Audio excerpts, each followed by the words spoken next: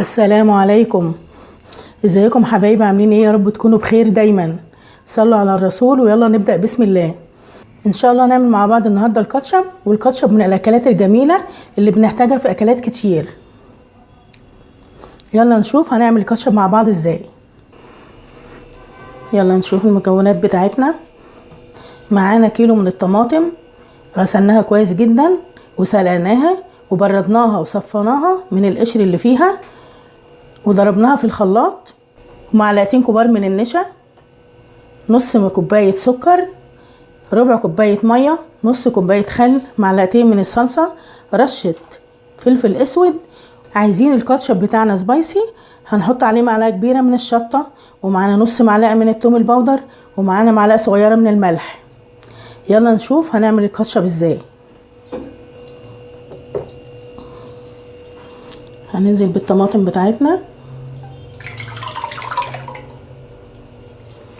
هننزل عليهم بمعلقتين الصلصه،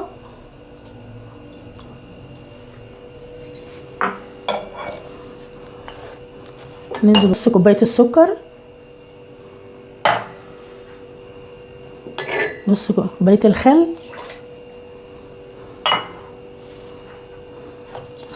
رشه من الفلفل، نص معلقه صغيره توم باودر،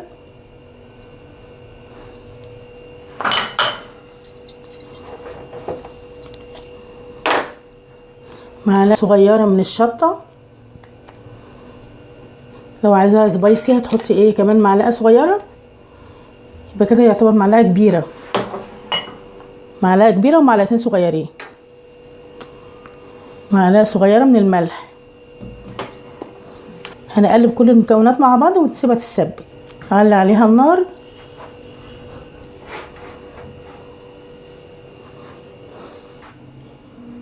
حطينا النشا بتاعنا وقلبنا لحد ما داب معانا النشا، وهنقعد نقلب كده عشان ما يكلكعش معانا.